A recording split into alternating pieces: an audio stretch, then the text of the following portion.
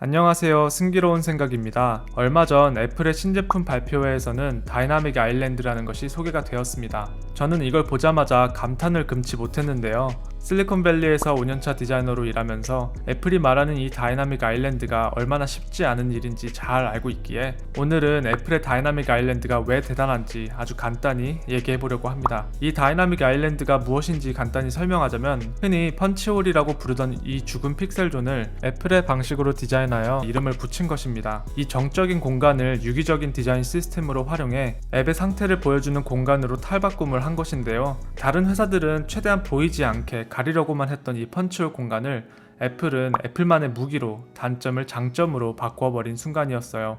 또다시 기존에 있었던 것을 새로운 발상으로 뒤집어버리는 애플다운 발상에 아주 오랜만에 가슴이 뛰었던 발표였습니다. 그래서 다이나믹 아일랜드가 대단한 이유 간단히 정리해봤습니다. 우선 첫 번째로 다룰 내용은 하드웨어와 소프트웨어의 경계를 허무는 협업 능력입니다. 쓸 수 없을 것만 같았던 이 공간을 새로운 디자인 언어 시스템으로 바꿨습니다. 하드웨어적 한계를 소프트웨어 팀과 함께 전에는 없었던 것을 만들어냈고 불필요했던 공간을 덜어냈습니다.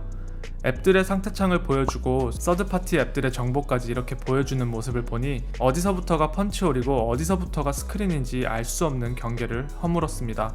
그게 뭐 대단한가 싶으시겠지만 이 작품은 하드웨어를 디자인한 팀과 iOS 시스템을 총괄하는 팀 그리고 그 외 수많은 앱들의 수장들이 함께 협업했기에 가능할 수 있었던 일입니다.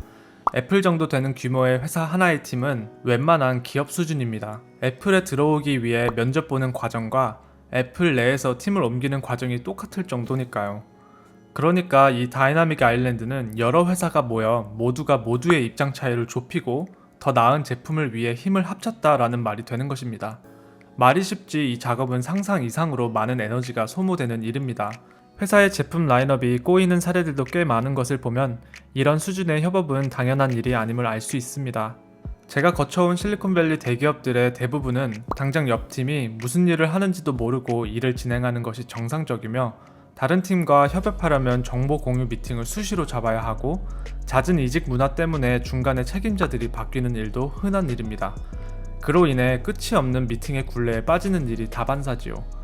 하드웨어 팀과 소프트웨어 팀이 옆에서 같이 대화하며 같이 문제를 해결하려고 노력하지 않았으면 불가능했던 일입니다. 애플은 다이나믹 아일랜드로 협업이란 무엇인지 본보기를 보여줬다고 생각합니다. 제 주변 디자이너들도 이 얘기를 하면서 흥분하는 모습을 보면 애플은 애플이구나 하고 다시 느꼈던 순간이었습니다. 두 번째로 다룰 내용은 문제 해결 능력입니다. 실리콘밸리 테크 기업들은 대부분 데이터 위주, 즉 데이터 드리븐 방식을 채택합니다.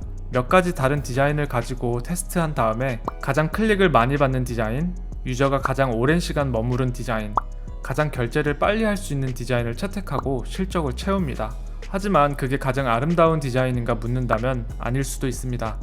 무슨 말이냐 하면 여러 디자인들 중 빨간색 바탕에 자극적인 색을 쓴 UX가 사람들의 이목은 많이 끌 수 있지만 이로 인해 진정성과 사용성 그리고 아름다움까지 잃게 됩니다. 이것들은 숫자로 표현하기 어렵기에 많은 빅테크 회사들이 간과하고 있는 부분입니다. 지금 위에 나오는 이 링크에서는 좋은 UX란 무엇인지 설명한 적이 있기에 한번 보시면 좋겠습니다. 아무튼 애플은 이 질문에 또다시 대답했습니다. 무엇이 가장 아름다운 디자인인가? 그저 대다수의 사람들이 노치를 싫어하기 때문에 없애는 것이 아니라 왜 싫어하는가에 초점을 맞췄습니다. 애플은 단지 노치가 못생겨서 없앨 수는 없었을 것입니다. 왜냐하면 이곳에 페이스 아이디가 들어가기 때문이지요.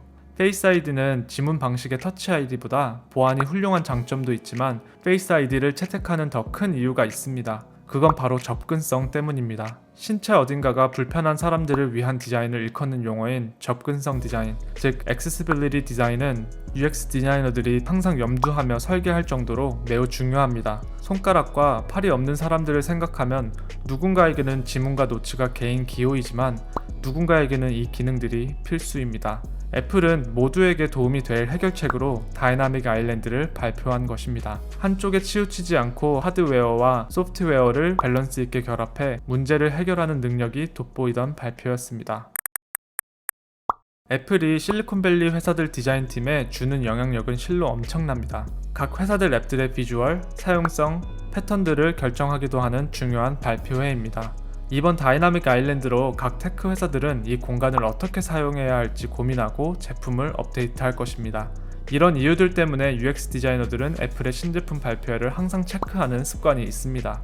지난 몇 년간 애플 신제품 발표회는 솔직히 말하면 좀 지루했었습니다. 새로울 게 없었고 기억에 남는 게 없었죠.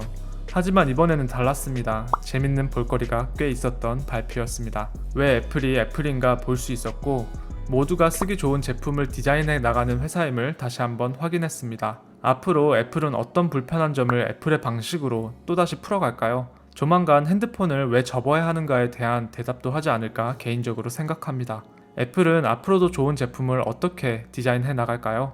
애플은 숫자로 표현할 수 없는 아름다움을 어떻게 보여줄까요?